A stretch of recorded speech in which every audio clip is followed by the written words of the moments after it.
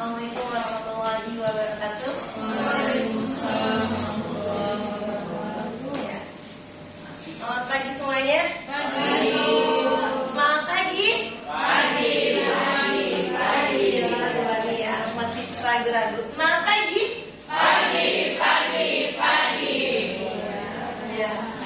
Luar biasanya udah ngomong ke luar biasa. Oke, sekali lagi ya. Luar biasanya nggak usah ragu-ragu ya. Semangat pagi. Pagi. Luar biasa. Ya, baik teman-teman, alhamdulillahirobbilalamin. Kita pertemuan yang kedua, insya Allah masih kenal ya, masih kenal nama saya, jadi saya nggak kenalan lagi. Kira-kira ada mahasiswa yang baru pertama kali ketemu saya di sini? Oh, ya kemarin nggak datang. Mas Akif, oke. Ya, Pak. Ada lagi cuma satu orang ya? Iya. Oh, kemarin mana? Sakit juga. Ya. Oke. Ya, namanya saya mungkin agak sebentar aja untuk mengulas nama saya, mengenalkan nama saya. Nama saya Ibu Ocha. Saya mengajar di SLB Negeri 11 Jakarta. Saya angkatan alumni UNJ tahun 2007, lulusnya tahun 2012 ya. Mungkin kita langsung aja karena waktu kita tadi sudah banyak kurang ya. Kita hari ini materinya adalah pendekatan dan strategi pembelajaran anak dengan hambatan intelektual. Kira-kira kalau dengar pendekatan dan strategi apa sih yang kalian tahu? Kira-kira pendekatan pembelajaran pendekatan dan strategi itu apa sih? Pengenalan. Lagi rencana. Lagi pendekatan dan strategi tujuan. Oke, apa lagi? Identifikasi kebutuhan. Apa lagi? Yang lebih tepat lagi, pendekatan strategi itu apa sih? Pendekatan kalian nih sama Mas Dino. Oh, pendekatan pasti ada cara-caranya dong. Nah, berarti pengenalan. Ada lagi? Metode. Nggak terus apa lagi? Yang kalian tahu dengan pendekatan dan strategi? Seperti apa? Cara. Oke, nggak usah ragu-ragu, nggak ada yang salah kok. Cara. Nah, di sini bagaimana sih kita untuk kita udah tahu nih dengan hambatan intelektual apa sih karakteristiknya, kita sudah paham. Terus cara pembelajarannya gimana nih untuk menyusun programnya? Nah, di sini coba, oh iya, mohon maaf, saya tadi mau pantun dulu. Saya mau pantun dulu nih padahal. Saya mau pantun dulu ya. Jadi kalian bilang biasa ya. Cakep. Biasa. Air tenang di tengah telaga. Angin berembus, lembut rasanya. Selamat datang untuk semua. Mari belajar dengan semangat dan ceria. Ya, senyum ya. Prinsipnya adalah harus bahagia. Jadi ketika kita masuk kampus, terus nggak bahagia, nggak akan bisa kalian belajar dengan gembira, semangat, atau nyambut aja mungkin enggak ya. Jadi kita di sini harus bahagia. Tersenyum terus juga nggak apa-apa kok, nggak dosa ya. Terima ya, nggak apa. Ya, insya Allah kita mulai dengan ceria dan semangat dan ilmunya bisa terserap. Ini. Oke, langsung. Apa mau ice breaking dulu? Siapa yang biasa bikin ice breaking? Ayo, maju. Kita ice breaking yuk. Yuk, go. Biar semangat, biar gak ada ngantuk nih. Yuk, siapa namanya? Zakia. Gak apa-apa. Ayo. Cepat. Ayo boleh cari konten nggak? Yuk, Zakia, kita ice breaking dulu. Apa nih? Ice breakingnya? Ibu maunya apa bu? Ayo.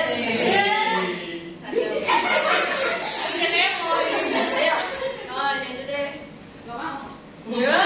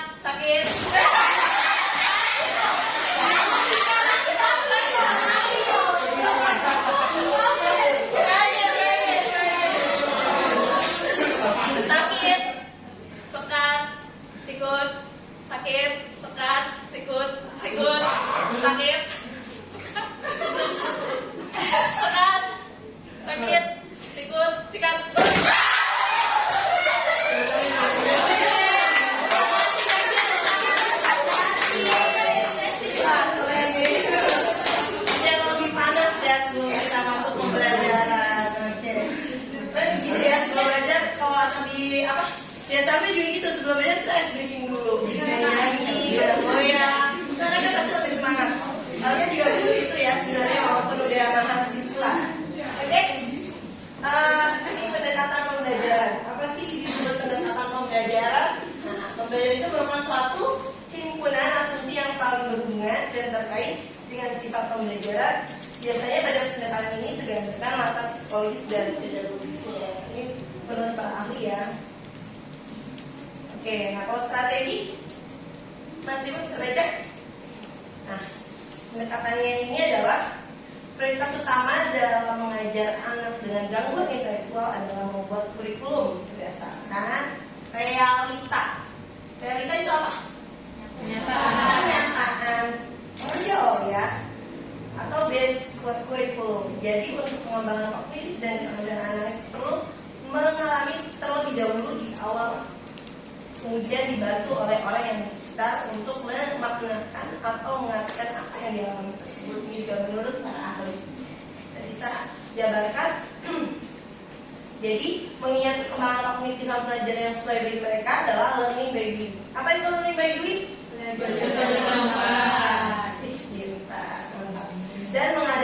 Dan mengadaptasi situasi yang nyata.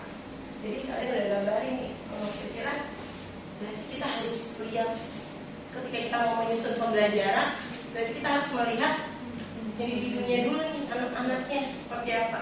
Makanya kalian kalau ada guru yang wah diajarkan apa oleh orang dewasa, maksudnya guru, kira ada yang bisa, ada yang mau berpendapat, maksudnya kok gini ya Bu?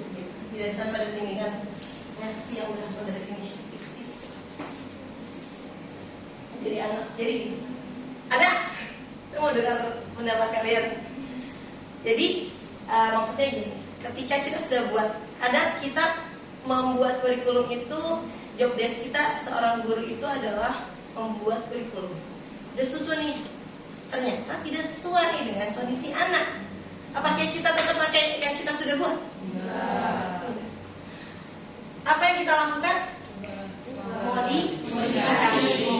Modifikasi kebutuhan dari masing-masing siswa sehingga tidak bisa disamaratakan. Oke, good. Terima kasih. Siapa namanya? Hanina. Oke, terima kasih Hanina. Betul sekali. Jadi, teman-teman, kenapa harus individualisasi? Karena setiap anak berbeda dengan kemampuannya. Jadi, kita bahkan penanganannya juga kita harus ini. Terkadang walaupun klasikal nih muridnya ada 5, kita nanganin si A dulu nih, yang 4 misalkan belum bisa mandiri semua. Saya punya kelas 5 yang belum mandiri, jadi satu dulu saya urusin, nanti satu lagi. Bahkan ketika belajar itu cuma satu materi yang saya ajarkan, karena benar-benar pendekatannya satu one by one.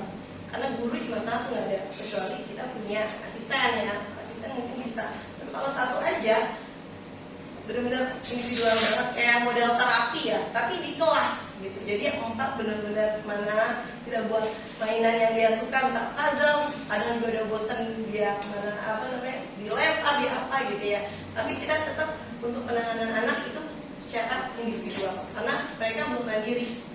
Kalau mereka belum mandiri dan kemampuannya berbeda-beda setiap kelas. Kalau multisensory, saya mau menanggapi, yes. Berbagai indera dalam belajar mungkin ada berbagai kecerdasan anak kan beda-beda ya. Mungkin ada cara belajarnya dari auditori, terus visual, estetik gitu. Jadi mungkin dengan berbagai indera bisa membantu anak belajar tuh lebih sesuai dengan emang gaya belajarnya dia gitu. Jadi berbagai indera.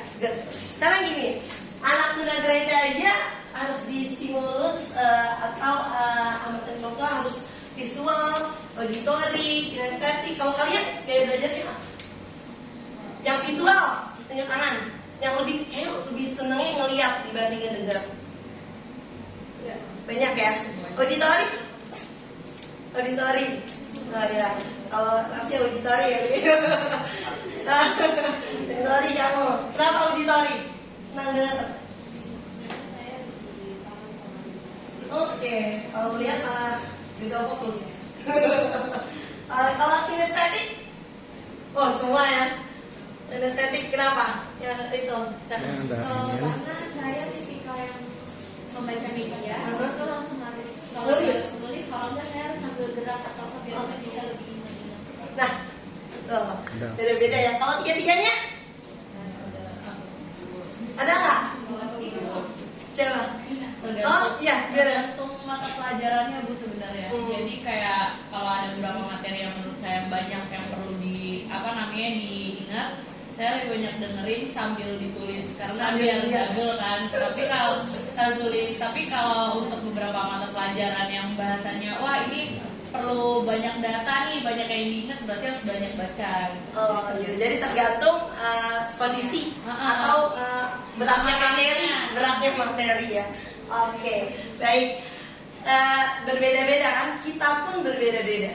Jadi anak pun sama gitu. Jadi kalian tuh harus tahu nih kira-kira dia visual, auditory, kinestetik atau tiga-tiganya gitu. Jadi ada juga auditory visual juga ada, kinestetik auditory juga ada. Jadi nggak cuma satu. Kalau saya tiga-tiganya. Saya suka gerak, saya suka melihat, saya suka mendengar. Karena tidak ada yang condong. Kalau mendengar saya bisa, kalau waktu Zoom itu kan kameranya mati waktu corona, dengar aja itu bisa ketiduran. Nah, kalau melihat aja saya bosan, saya harus melakukan aktivitas. Jadi saya tiga-tiganya harus difungsikan. Gitu. Jadi nggak aneh. Auditory, kok tiga-tiganya sih nggak masalah. Yang penting itu kenyamanan kita sendiri, merdeka gitu. Okay. Kalau pendekatan fungsional siapa mau? Ya. kalau menurut saya ini sebenarnya lebih ke bekal nanti ketika dia udah mandiri ya Bu. Ya, Jadi kemandirian. ya benar, karena ini kan kayak ada bina diri, terus juga betul. gimana kita ngenalin lingkup sosial gitu. Karena kita manusia harus bersosialisasi. Oke, betul.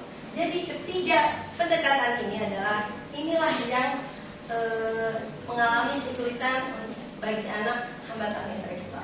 Dengan dirinya, motoriknya, terus pembelajaran juga harus khusus, harus terprogram dengan individu.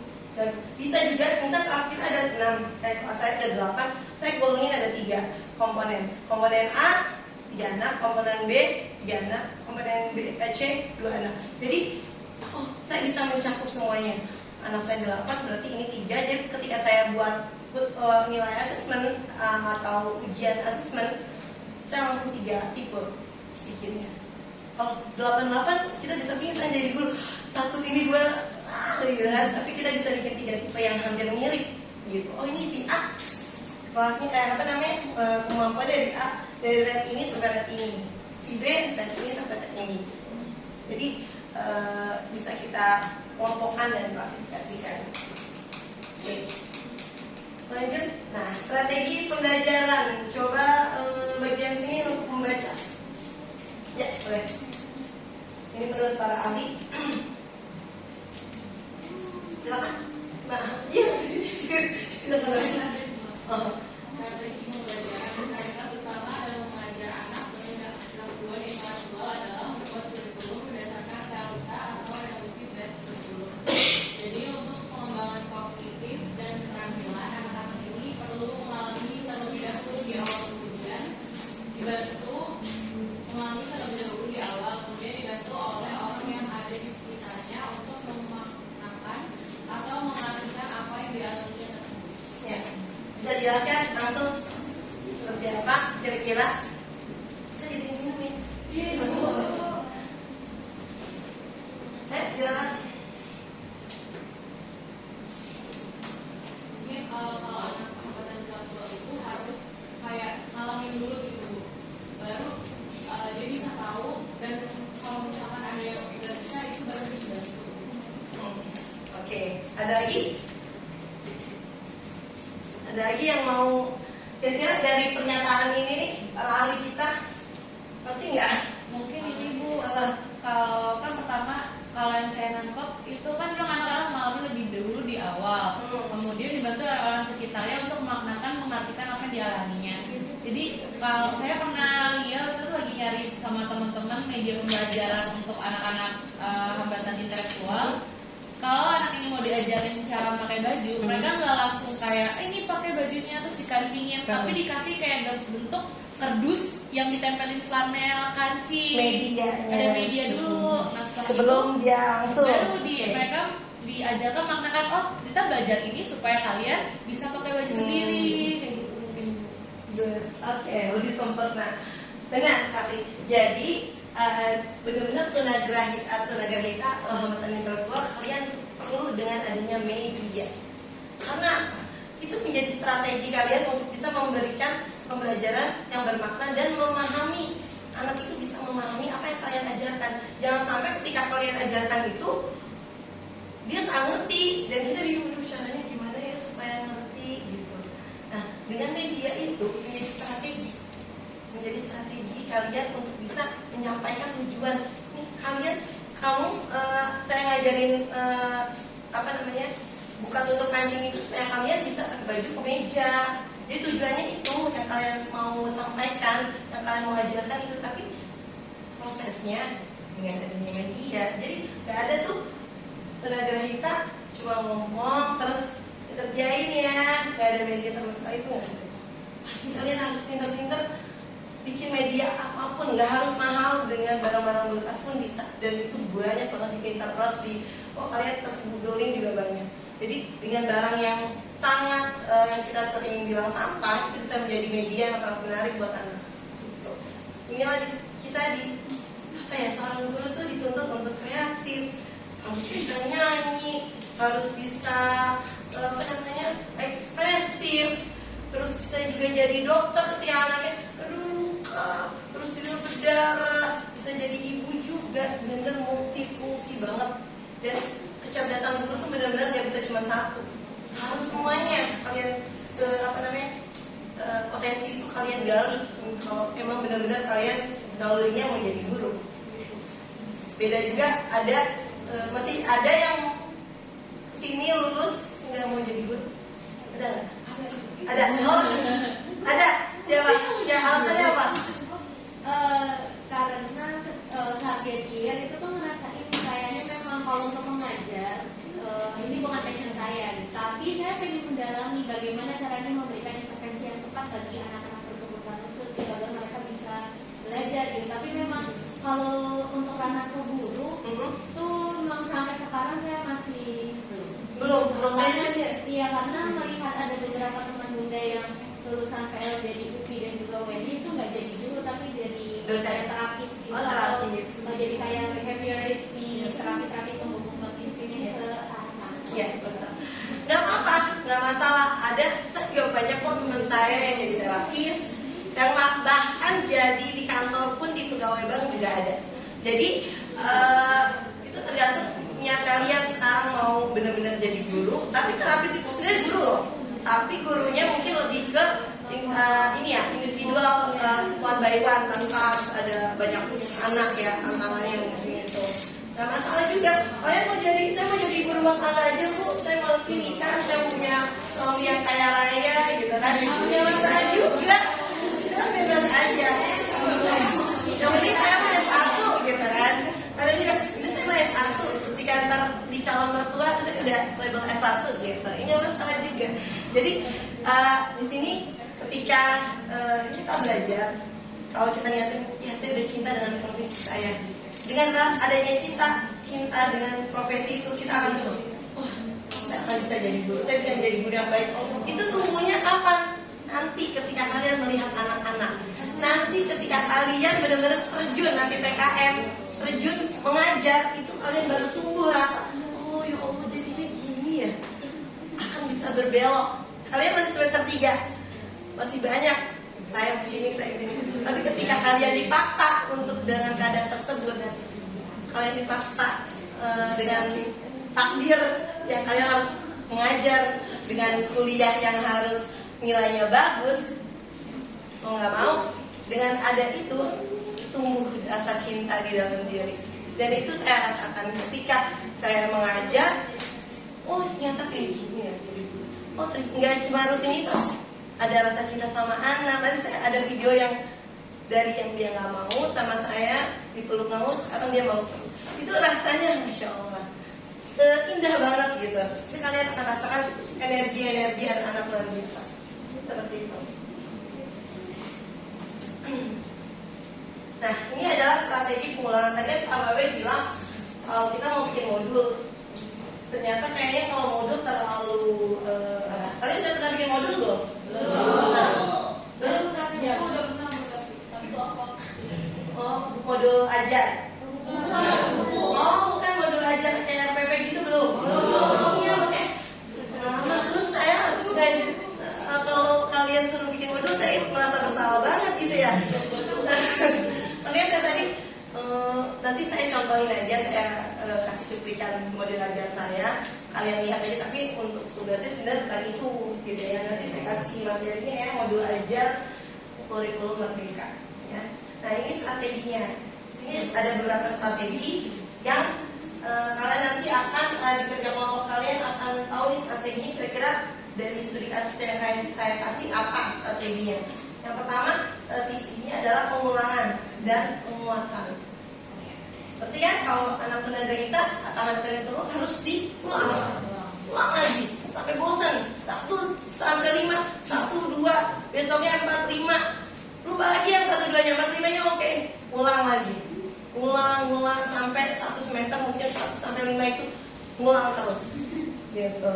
Ada yang bisa? Ada. Nah, kelas bisa 6 sampai 10.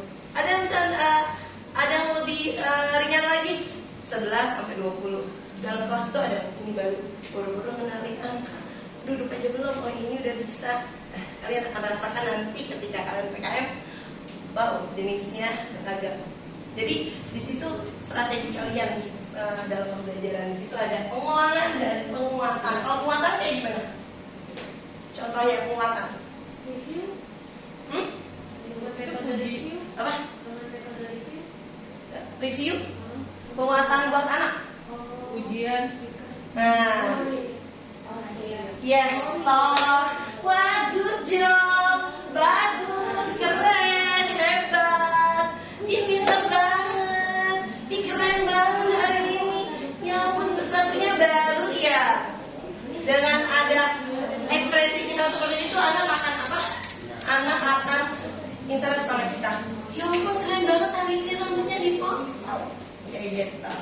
Itu penting, kalian gak boleh ketika kalian memegang anak tunagrahita, kalian gak boleh lupa dengan ini penguatan. Jangan lupa dengan pengulangan. Ih, anaknya nggak bisa Bu, saya malas ngajarin dia. Ya dia tunagrahita harus diulang terus. Gitu. Oke. Yang kedua, teks analisis tugas. Ya, contohnya dalam mengajari keterampilan motorik seperti memakai sepatu, setiap langkah diajarkan 1 per 1 kayak tadi teman kamu bilang bahwa diajarin dulu nih, kita bikin medianya dulu dari kardus, terus caranya gimana, itu sebagai penggunaan analisis tugas. Jadi benar-benar prosesnya kalian bisa ikutin, dipelajari, dibimbing anaknya. Itu benar-benar kayak pelan-pelan. Gak bisa dalam sekali datang sehari ini anak itu udah bisa pakai sepatu sendiri. Bisa. Apalagi ketika kita asesmen anaknya benar-benar 0. Jadi kalian harus jangan lupa dengan strategi dengan analisis tugas. Yang ketiga, pemberian instruksi yang sederhana. Yang tadi kemarin masih ingat gak yang kemarin? Instruksi sederhana. Misal, ayo nak tutup pintu. Ayo, yuk kita belajar yuk. Dengan simpel. Hari ini anak-anak ini pagi ini sangat cerah. Kita mau belajar apa ya kira-kira? Gak masalah kalau tunagrahita, tapi kalau anak autis tidak bisa. Hari ini belajar matematika, langsung buka buku kalau anak autis. Terus langsung dia pasti akan menunggu soalnya apa yang mau dikasih. Kita mau cerita storytelling ini, dia akan nunggu.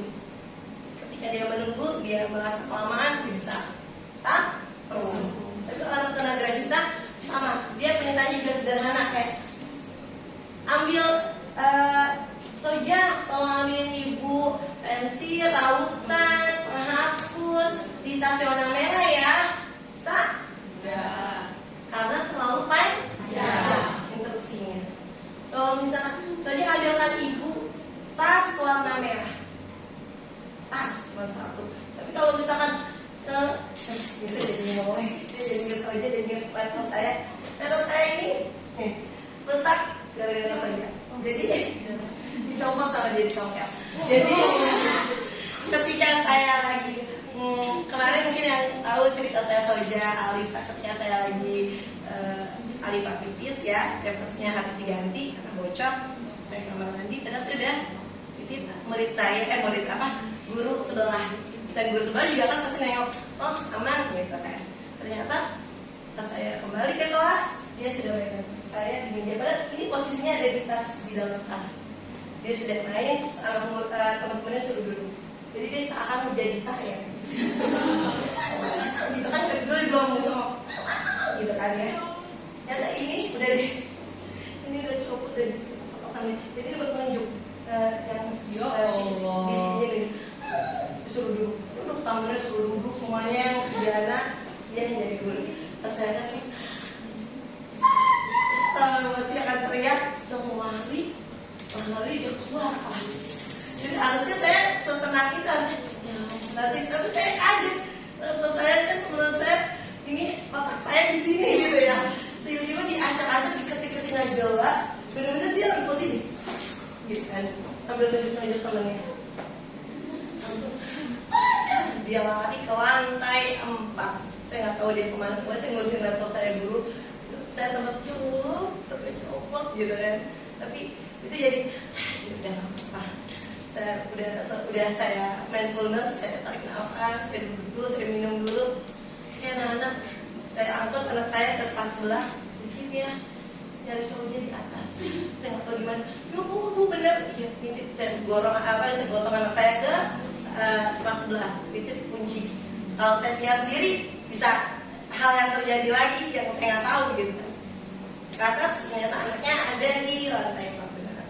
Lantai 4 saya suruh satpam bilang aku hampir 1 jam yang saya pernah bilang. Dia takut saya marah. Tapi apakah kita bisa marah? Kira-kira yang saya lakukan perut itu laptop, tas saya udah kebalik, jadi mungkin dia nggak ngerti mau bukanya kok saya itu udah keadaannya kebalik, laptopnya udah di meja, dia udah ngerti cara gimana itu anak ngebukanya. Terus di lantai 4 dia tuh sembunyi di bawah meja, lantai kelas kosong. Pas saya lihat, ya kemana? Terus dia takut, meluk, biasanya nggak marah ya, karena dia merasa bersalah, dia langsung ciumin saya, dia cium tangan saya gitu kan, kayak cuci tangan lah ibarat kata. Terus saya nggak bisa marah. Jadi saya, yuk, kenapa tas bocah dibuka?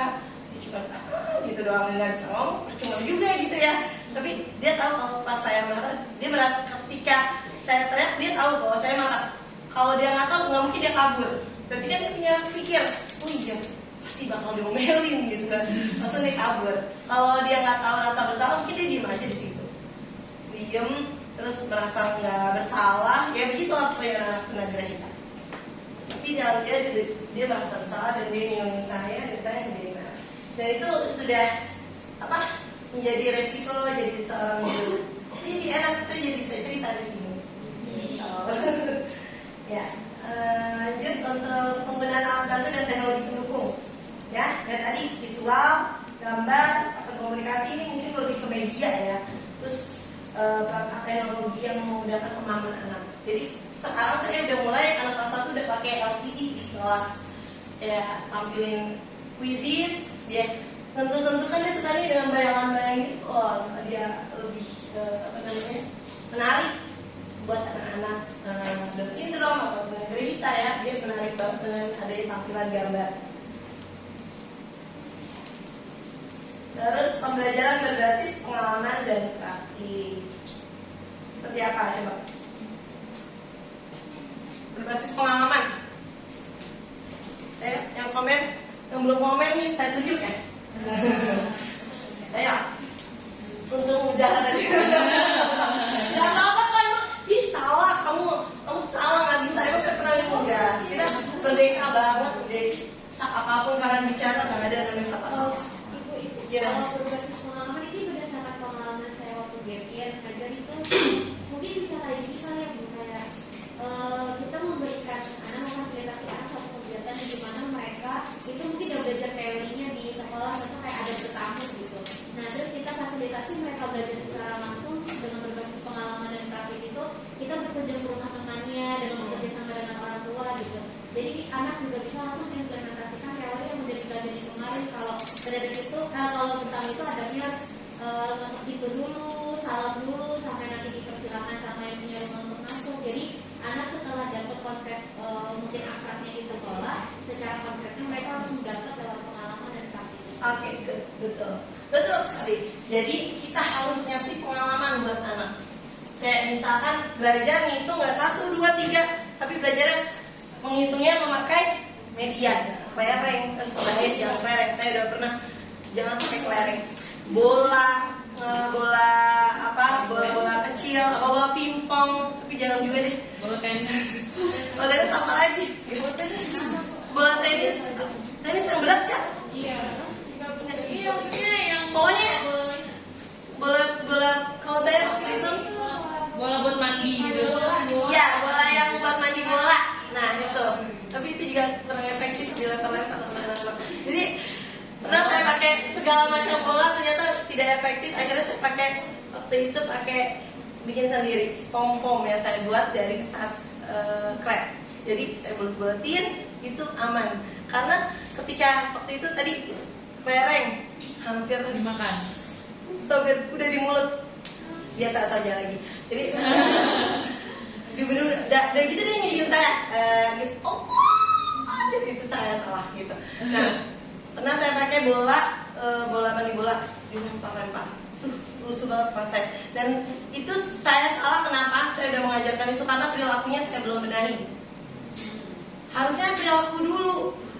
Dia duduk tenang, dia bisa tahu instruksi. Ini belum tahu instruksi, saya udah, ayo nah kita hitung pakai bola. Tadinya saya udah belajar, ternyata rusuh. Akhirnya saya ulang lagi, saya asesmen lagi, saya buat lagi programnya. Karena yang satu harus duduk tenang, yang satu harus tahu perintah. Yuk kita berdiri, kita bergerak, kita berlari, kita lompat kanan, lompat kiri. Bener-bener kita jadi guru olahraga juga nggak masalah. Kayak apa ya istilahnya, jadi guru olahraga. Iya, kita ngenalin warna pakai gerakan. Bener-bener kalau ketika kita sudah asesmen seorang anak itu hambatan intelektual, kita sudah tahu gampang tahapannya.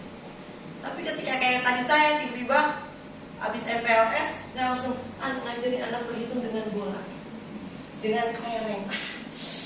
Itu kacau. Jangan, hati-hati. Kalau awalnya kalian harus bermain dulu, sebulan 2 bulan bermain aja, tahu cara, dia tahu aturan, dia tahu instruksi, baru kalian boleh belajar. Karena itu bahaya banget ketika anak-anak masih 7 tahun masih belum tahu konsep. Nah, ini pembelajaran kooperatif, melibatkan kelompok kecil untuk membantu meningkatkan keterampilan sosial. Contohnya apa? Kooperatif kelompok kecil membantu meningkatkan keterampilan sosial. Ada kegiatan apa kira-kira untuk strategi pembelajaran kooperatif? Bermain? Ya, bermain sambil belajar. Kayak misal di kelas itu saya mengelompokkan warna. Ini ya kelompok A, kelompok B. Coba warna merah disusun warna merah, warna kuning pakai balok gitu ya. Warna hijau. Itu bisa kita bikin kelompok.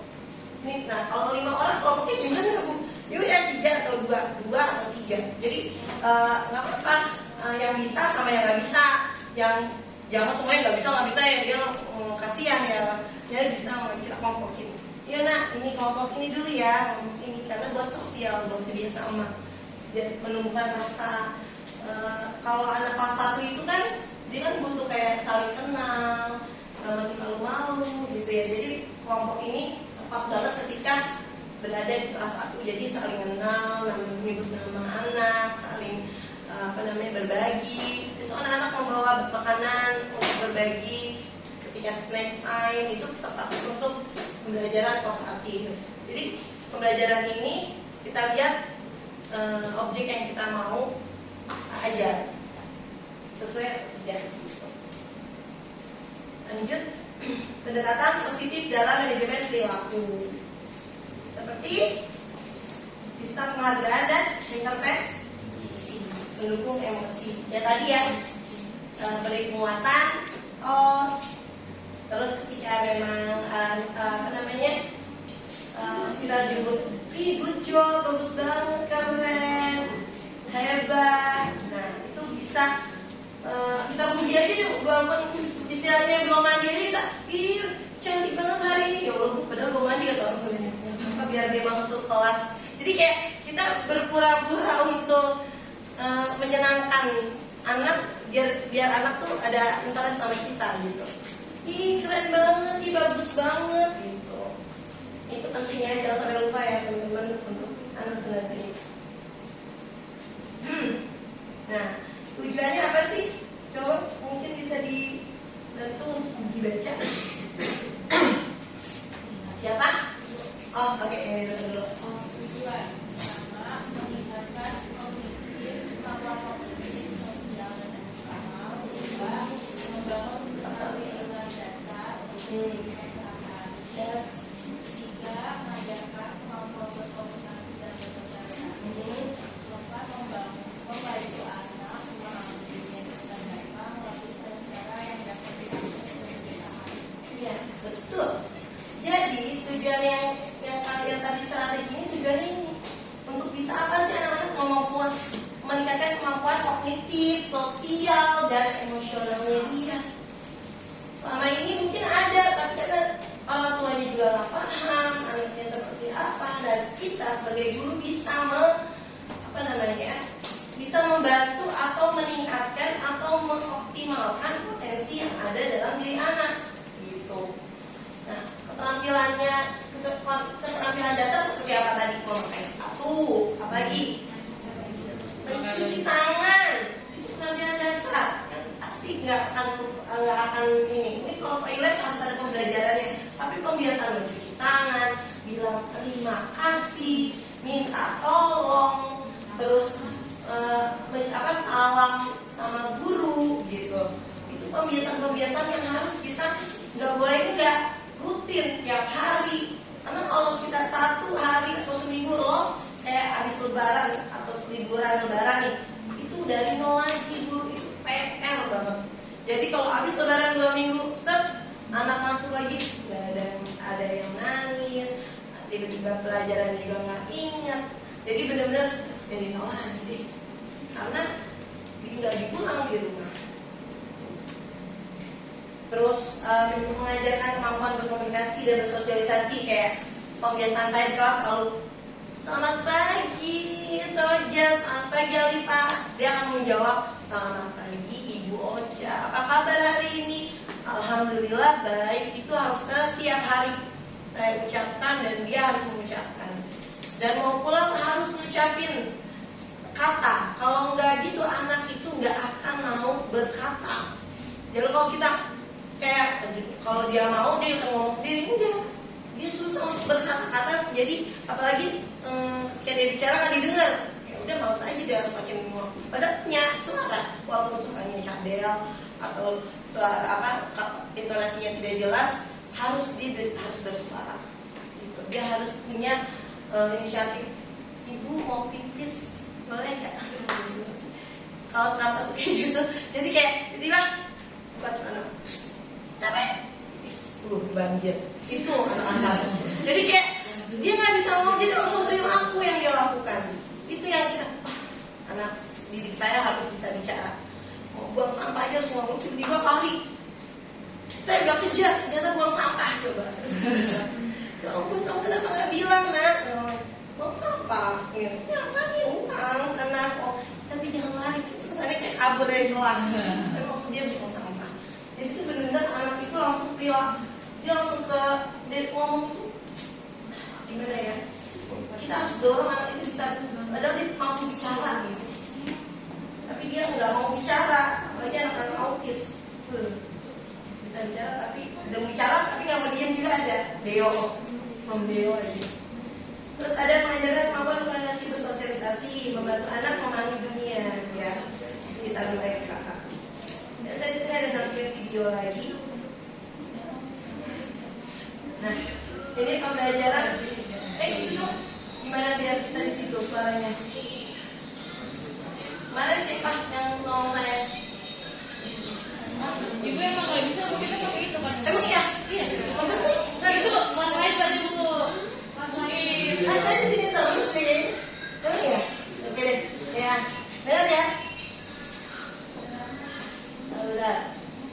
Ini pembelajaran yang saya terapkan ketika saya udah tahu anak saya belum bisa, bukan saya menjudge ya, tapi masih belum bisa instruksi.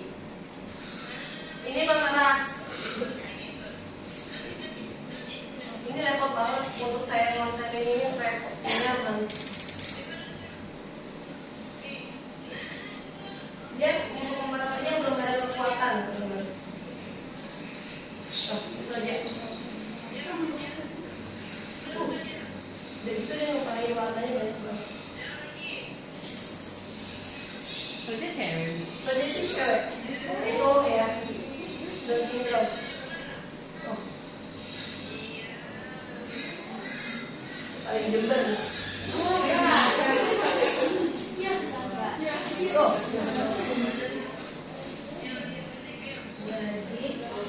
Jadi udah bagus. Lihat, terusnya aja udah oke. Dari sini kita udah lihat. Dia berarti nulisnya juga oke. Nah, beda. Nah, ini itu juga udah bagus. Terusnya berarti nulisnya udah oke. Apakah benar? Nanti saya buktiin di nulis. Ketika Alifah, nih kalian harus lihat di sini pembelajaran. Nih, sangat lembut karena memang nulis juga terusnya itu saya nggak lihat. Belum terlalu ini masih geli. Nah, apalagi Asta, terusnya dia malah cemburu. Dia ada kekuatan terus dan tulisnya juga. Ya, betul. Kalian bisa lihat diagnosa di sini ketika kalian pakai kayak gini. Pasti nulisnya bermasalah. Nah, langsung aja. Nah, ini untuk tulisnya Soja. Ya, dia udah mulai ngomong di meja setelah sekian lama. Dan akhir ya teman-teman, ini masih saya pegangin. Ini saya bikin yang bisa dihapus, jadi ulang terus seharian begitu terus. Jadi di dalam portofolio. Ya mau nggak mau harus ini. Kalau dia udah bosan, ayo dia tahu. Nah, kalau ini Alifah. Kita tahu kalau anak udah bosan, sama sekali nggak mau dirayu. Jadi kalau Alifah udah mulai dan hapusnya ke sebelumnya. Jadi Alifah masih kayak gini aja sederhana kan teman-teman, tapi bagi mereka sulit. Jadi kalian tuh ketika ngadepin anak tunagrahita jangan langsung levelnya tinggi untuk ngapus terus aja, dia memiliki kesulitan motoriknya, fine motornya. Jadi menurut kita ya sebenarnya begitu doang kerjanya. Ya kalau yang nggak ngerti ya, ini tuh susah. Ya susah kayak gini. Salah dia, bukan salah dia, yang udah ditakdirin kita yang untuk mengajarkan mereka. Nah, nanti aja di level SMP. Nah, ini pembelajaran. Ini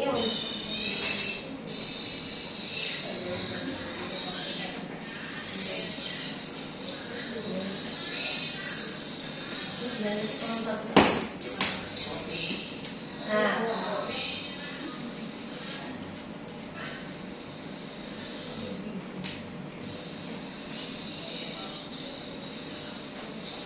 ini hasil karena saya kenalin fokusnya dia. Karena dia sering teralihkan sama temennya, distraksi, ya. Jadi biar dia fokus, tulisnya lurus terus tanpa ada titik-titik. Jadi dia ngarang sendiri merah. Dia harus melihat, kalau nggak melihat dia nggak bisa sama kuning ke kuning. Dan kalian harus perhatiin cara tulis. Kalian harus perhatiin ketika dia duduk. Ketika dia duduknya masih nggak benar, itu nulisnya pasti nggak benar. Dan ini dia bisa bicara, tapi susah untuk mengungkapin yang dia mau. Oke, saya suruh bicara terus. Nah, kalau ini Soja, dia masih duduk, tapi nanti akhirnya dia bagus.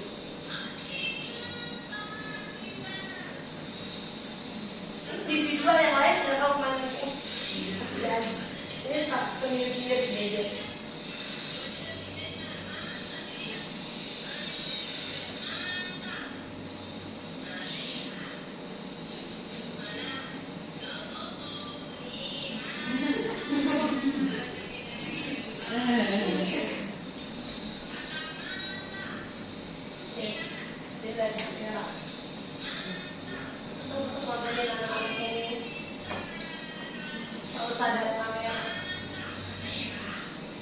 Ini ciri-ciri Down syndrome, jadi kalian pasti akan melihat Down syndrome itu selalu gini.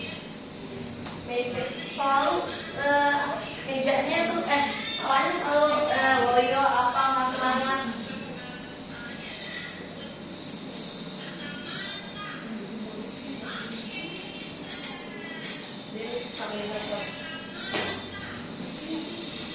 Kenapa saya bikin, karena dia belum bisa, dia non-verbal, nggak ngomong.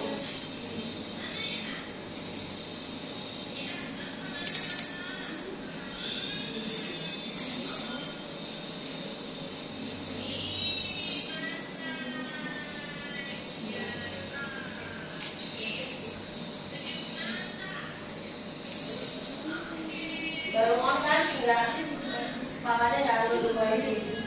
Jadi kalian harus sabar. Jika masih begini, waktunya terus.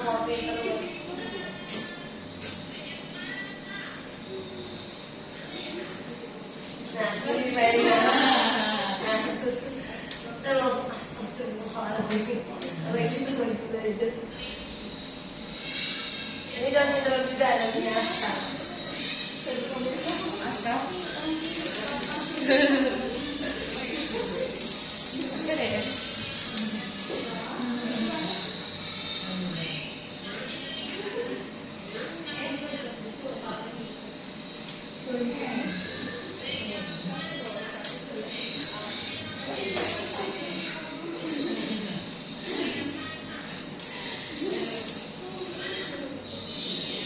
Saya udah sampai ini semua soal tipe.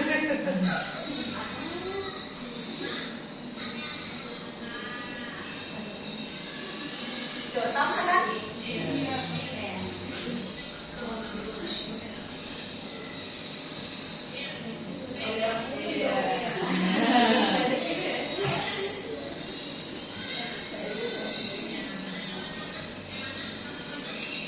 Udah mau fokus.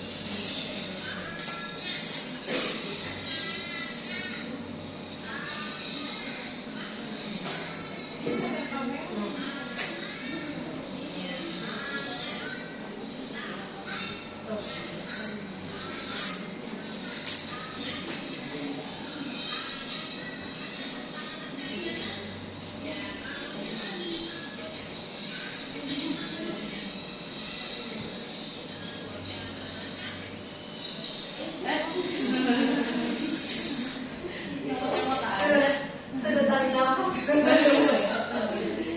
Saya contohkan ini yang masih nol besar, masih usia 7 tahun, 8 tahun, 9 tahun. Aska ini usianya udah 12 tahun, badannya kecil. Nah, jadi usia benar-benar masih fase fondasi sekali gitu ya.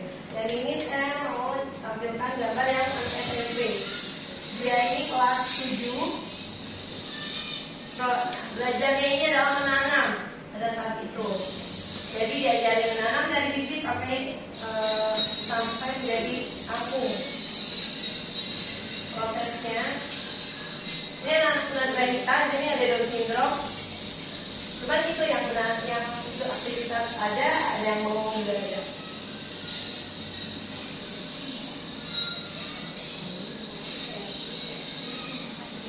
Jadi anak-anak tahu masukin ini aja untuk proses kayak gitu. Jadi prosesnya kita libatkan anak. Oke, di sini proses mencabut kampungnya ketika sudah tumbuh, anak-anak ikut dilibatkan untuk mencabut kampungnya.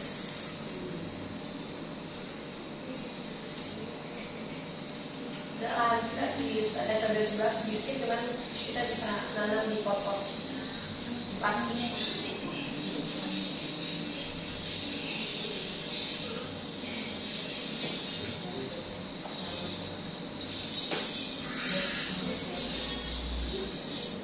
Ini aku tunagrahita ringan dan sedang. Nah setelah dia ambil kampungnya dari tanahnya dan cuci, mereka metik. Nah ada enggak sama kayak juga? Nah itu gambarannya ya. Jadi strateginya beda-beda.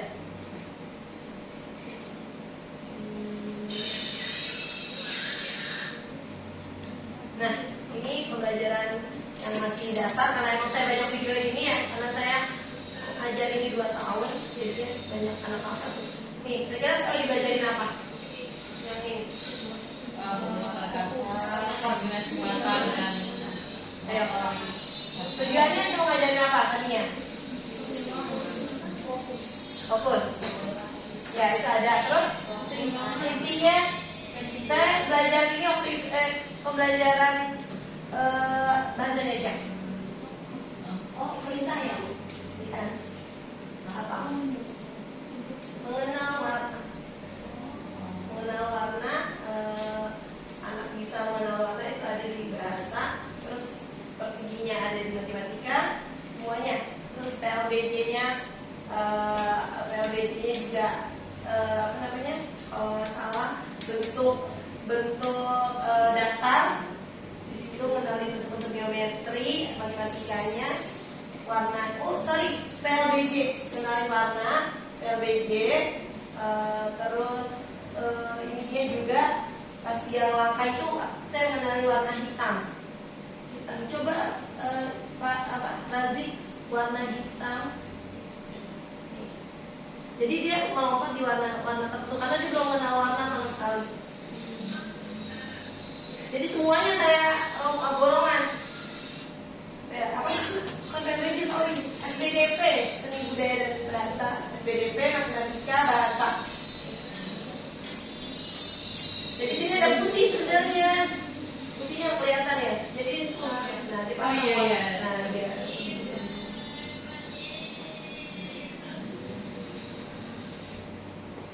Nah ini matematika dan bahasa Indonesia, menulis dan angka. Jadi saya print, saya lagi tulisnya pakai spidol. Yang bisa dihapus dan dilakukan berulang-ulang. Nah ini udah bagus nih, setelah aja semester 2. Kelihatan ya sih mukanya keremotan. Iya. Karena spidol di. Betul kan coklat, tapi dia lukis sendiri bibirnya. Nah, kalau ini Aska, lihat, tulis pegang pensilnya juga masih jelek banget.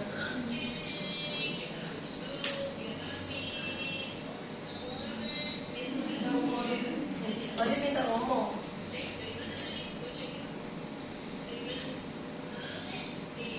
Ya pegang masih begini. Apa kita bisa ngajarin pensil dulu begini? Terus sudah ngajarin jari tetap.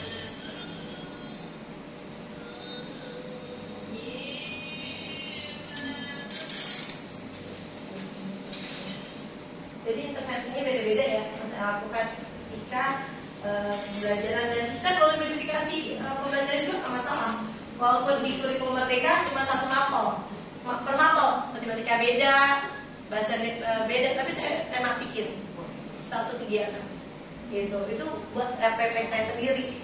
Ketika saya laporin ke kepala sekolah, saya pakai ideal.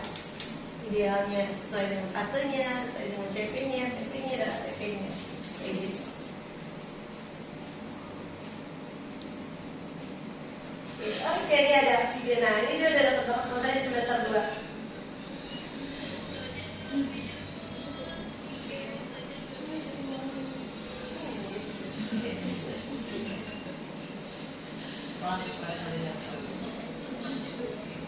Dulu kan benar-benar mau dipeluk nggak mau.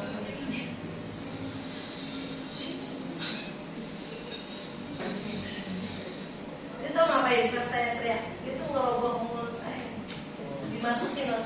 Mereka saya bentuknya kelihatan kamera. Kan udah senyum, udah manis, udah positif banget ya. Tiba-tiba langsung ada aja di luar. Oke, kita mulai diskusi. Nah, soalnya kita mulai terpokok. Saya mau kalian nulis di sini hasilnya. Saya dibagi kelompoknya tadi mana? Mas Ipo coba dibagiin satu kelompok satu kertas. Nulis di sini, nanti presentasi 5 menit aja. Ini videonya saya mau sendiri, tapi saya nggak boleh video. Tapi ada kelompok ya tadi ya?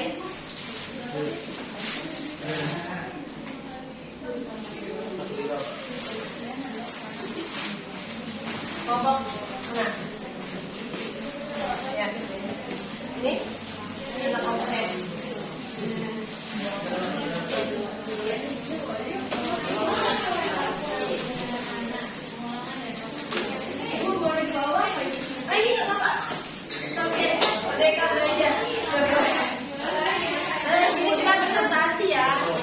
Presentasinya 5 menit aja, berarti saya kasih waktu 15 menit kali ya, 15 menit.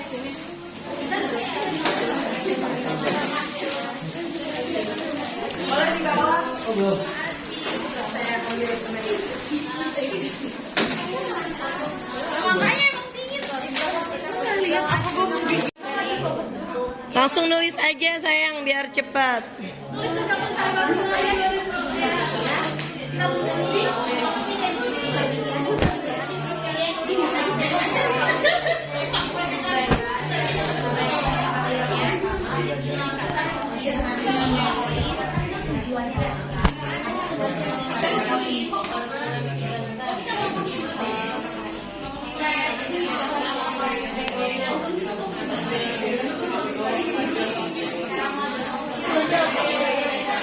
Ayo langsung nulis aja biar cepet yuk.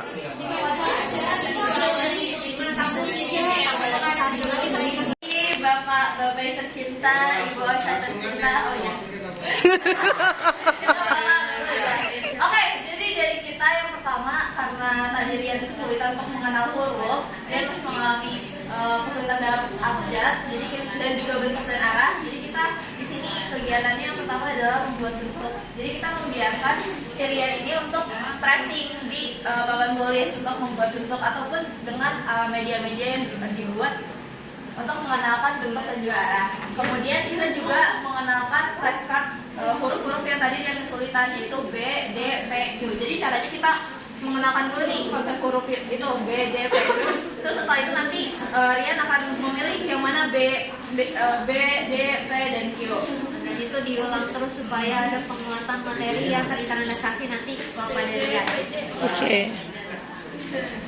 Nah, terus yang kedua, kesulitan itu adalah berhitung yang terbatas. Untuk praktik berhitungnya, kita bisa menggunakan media kayak mungkin pom-pom kayak yang tadi saya bilang. Nah, pom-pom itu dimasukin ke wadah ya. Di wadahnya itu kita tulisin 1, 2, 3, 4. Terus untuk penjumlahannya kita pakai media stick es krim yang ditancapin ke styrofoam. Nah, di styrofoamnya nanti ditulisin gitu, misal 1 tambah 2 sama dengan berapa. Nah, jadi nanti anaknya ini nancepin 1 styrofoam di angka 1, terus 2 styrofoam di yang angkanya 2, dan penjumlahannya berarti dia hitung ada berapa styrofoam, ada berapa plastik es krim yang ada di styrofoamnya. Berarti kan ada 1, 2, 3. Berarti jumlahnya 3. Jadi cukup. Oke, good. Untuk yang ketiga yaitu ada konsentrasi singkat. Jadi kita kondisiin dulu nih kegiatan kelas tuh biar kondusif. Nah, nanti kondusif saat kegiatan bersama, penguatan materi dengan individual. Jadi kita kondisiin dulu kegiatan kelas itu kondusif dulu, terus kita manggil nama anaknya kayak Brian, lihat ibu selamat ya berpanggil dia 10 sampai 15 menit. Jadi per tiap 15 menit kita perhatikan apa kalian masih bisa memberikan fokus kepada kita. Nanti kalau misalnya sudah mulai kita aktif memanggil repeat calling supaya atensinya Rian bisa kembali lagi kepada kita yang sedang memberikan penjabaran materi tentang hari ini. Oke, good. Oke. Yang terakhir ada sosial emosi. Tadi kan hasil asesmennya yang ini masih cenderung menarik diri dan juga kesulitan mengungkapkan mengekspresikan apa yang sedang dirasakan atau perasaannya pada hari itu.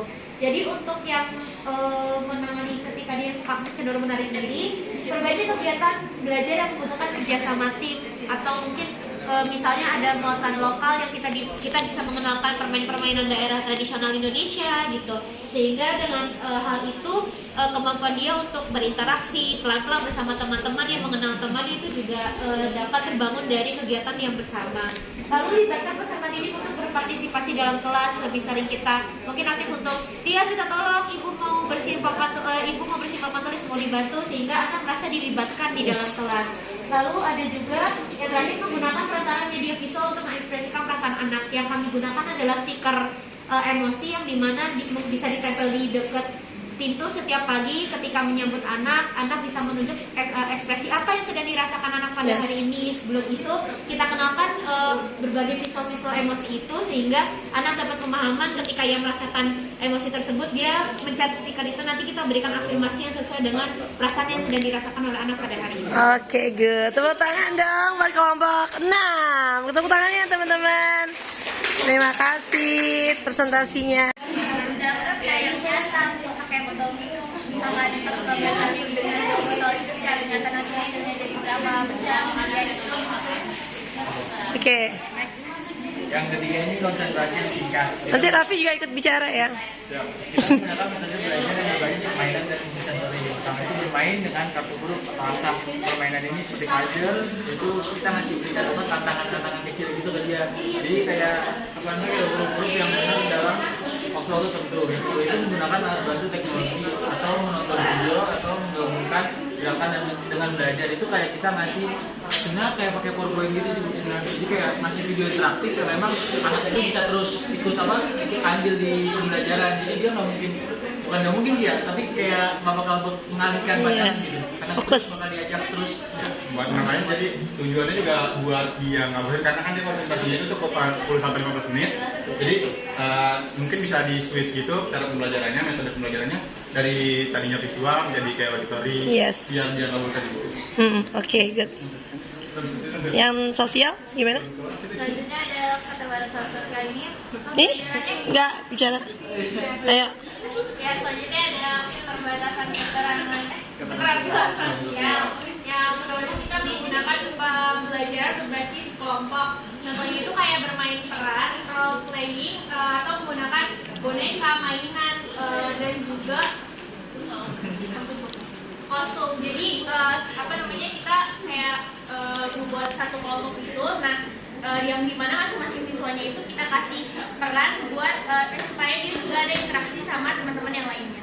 Oke, good. Baik, kita akan memaparkan diskusi kami. Jadi untuk intervensinya itu kita melalui beberapa tahap juga.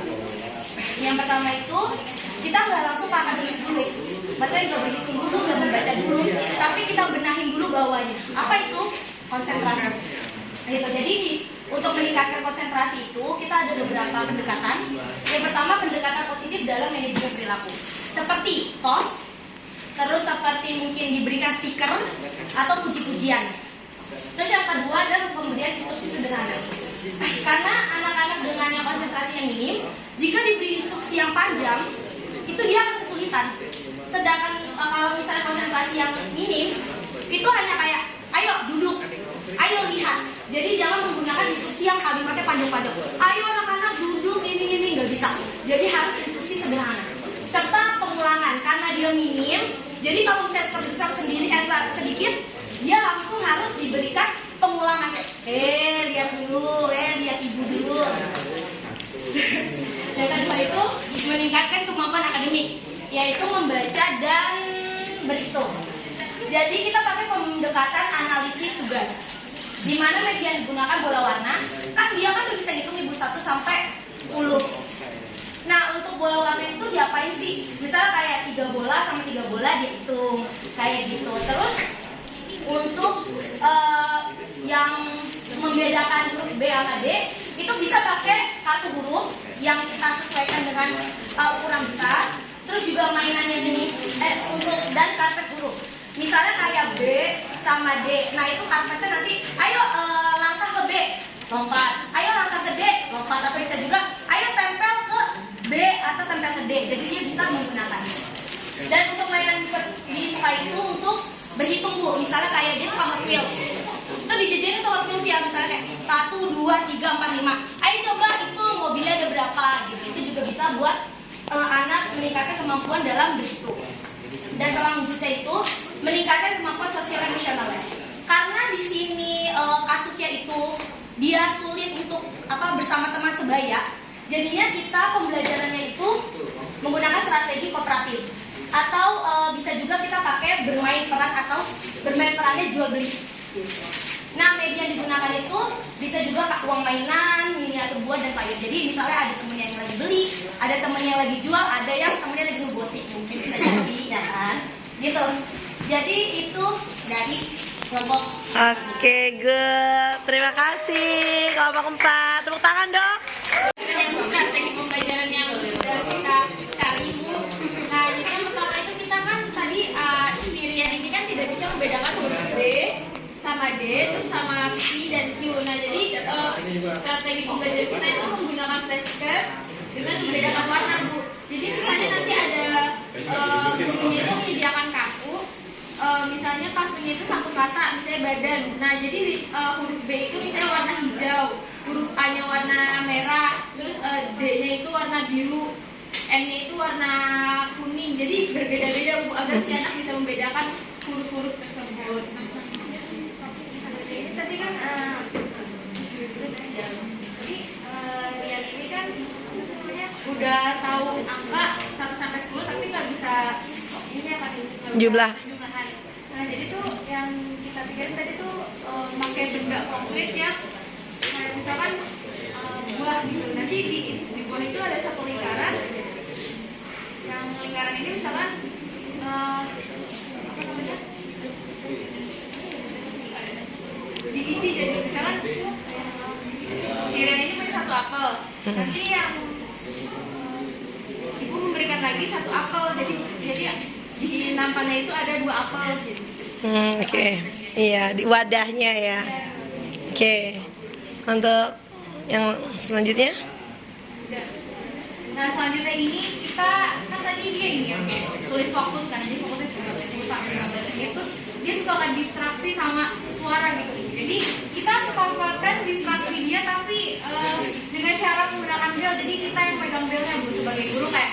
Jadi Lihat gitu. Kita iya gitu. Jadi kita memanfaatkan distraksi dia itu menggunakan bel terus supaya dia maksudnya bisa fokus lagi dari 10. Kan dia kan cuma bisa fokus 10 sampai 15 menit ya mungkin karena dia bosan jadi kita setelah pakai yang bel ini mungkin kita bisa lakuin ice breaking dan yang terakhir maksudnya jika dia ada kemampuan yang meningkat gitu Bu. Jadi misalnya dia udah fokusnya lebih gitu Bu dari 10 sampai 15 menit kita kasih afirmasi atau kita kasih reward jika ada peningkatan kemampuan. Oke, good. Terima kasih kalau belum. Satu lagi. Maaf. Saya ngeliatnya di bawah.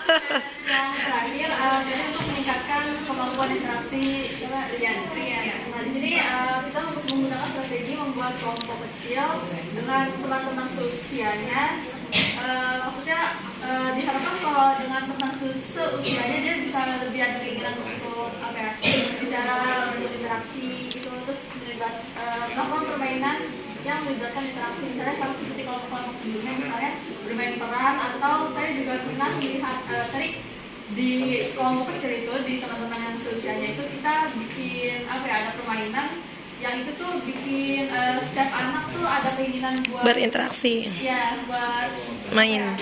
tanding gitu Bu. Ya jadi ada rasa ya ada rasa ingin menang juga gitu. Iya. Sekian dari kami. Oke, terima kasih. Tepuk tangan dong teman-teman. Sebelumnya ini dari kelompok 1, maaf karena mungkin paling sepi dan paling kurang berwarna dibandingkan kelompok-kelompok lain gitu.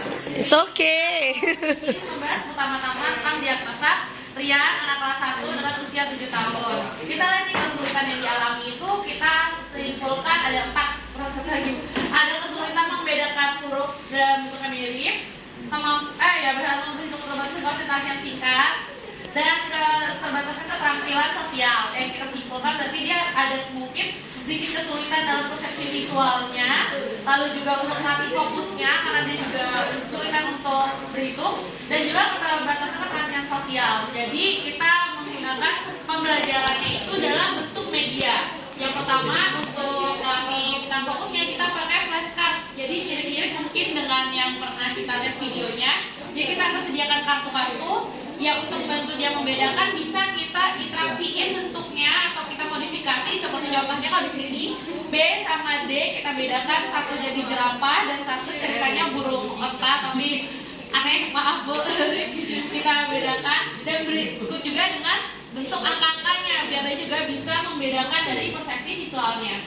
Setelah itu ada juga di game Simon Says, itu mirip dengan permainan yang tadi kita mainkan dengan Zakia, di mana ada satu peran di depan yang diharapkan gurunya yang bisa memberikan instruksi atau perintah pada teman-teman. Tapi di sini perintahnya kita gantikan dengan perintah yang lebih sederhana dan interaksi dengan teman-teman. Jadi seperti kayak misalnya sekarang semuanya gandengan tangan. Jadi nanti anak ini diharapkan lebih bisa berbaur dan bergaul dengan teman-temannya dengan instruksi-instruksi yang mengarah pada interaksi dengan teman-temannya. Lalu yang terakhir kita ada puzzle magnet. Jadi di sini kita akan ada kotak-kotak papan yang bentuk kotak-kotak berisi angka. Yang ini ada magnetnya, magnet tipis.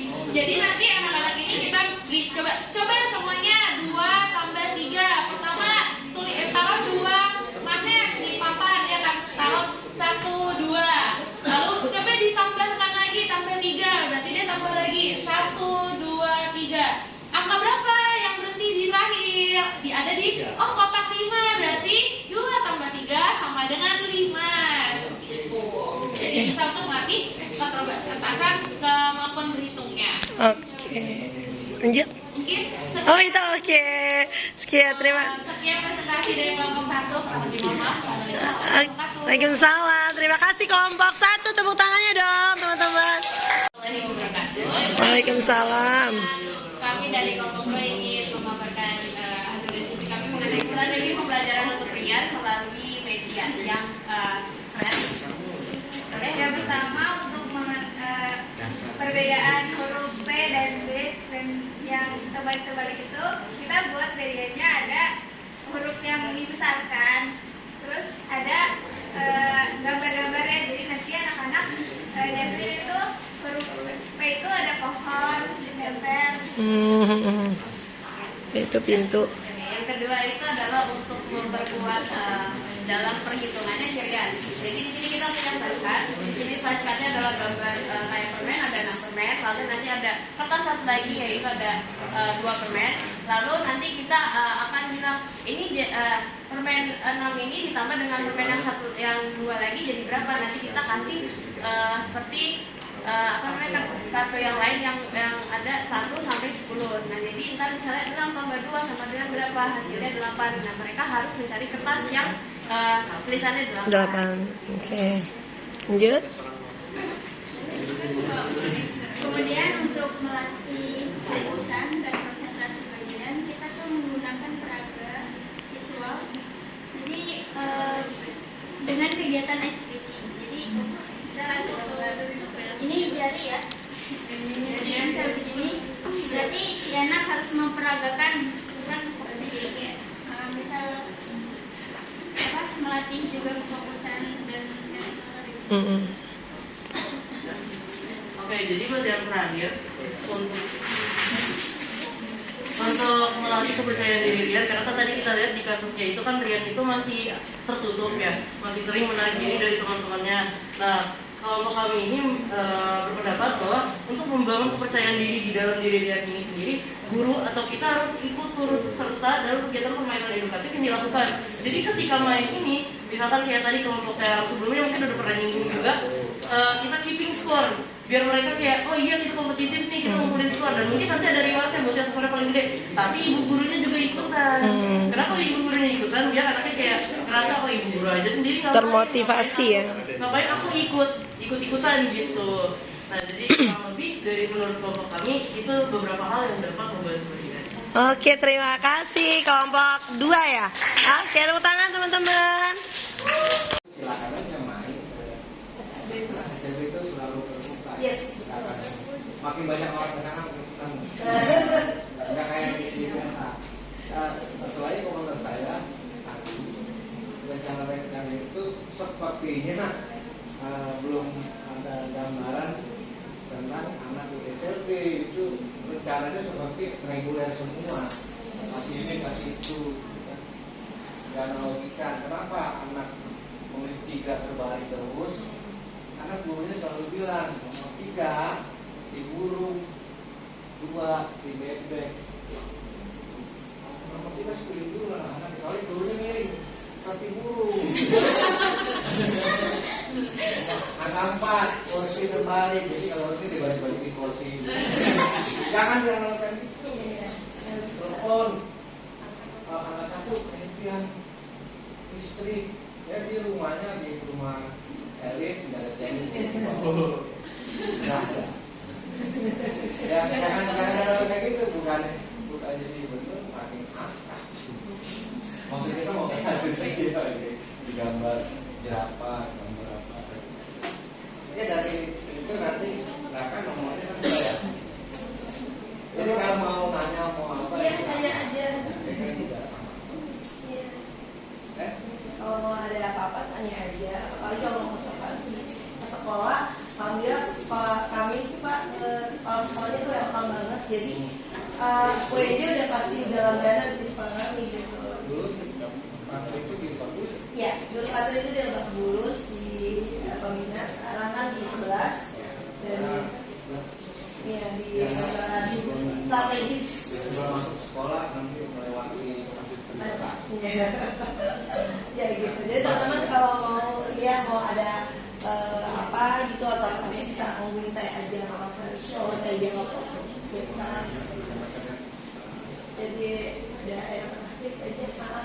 Ya, karena kalau nanti ditambah banyak teman beberapa di SK-nya juga dan izin dari sekolahnya. Iya, yes. Kalau saya bilang gimana kalau 14 pertemuan nggak boleh. Jadi saya jarang aja. Iya. Anak murid saya ditinggal dulu. Kalau 14 pertemuan itu bukan praktisi mengajar. Saya tahu. Programnya dosen tamu. Jadi dosen tamu siapa? Yang kayak di KD kan dosen tamunya bisa cuma SD nggak lulus, tapi dia ahli nari tradisional itu di dosen tamu. Ini praktisi mulai cukup 2 aja. Bisa juga nanti kalau bertanya. Terima kasih. Terima kasih. Izin foto lagi.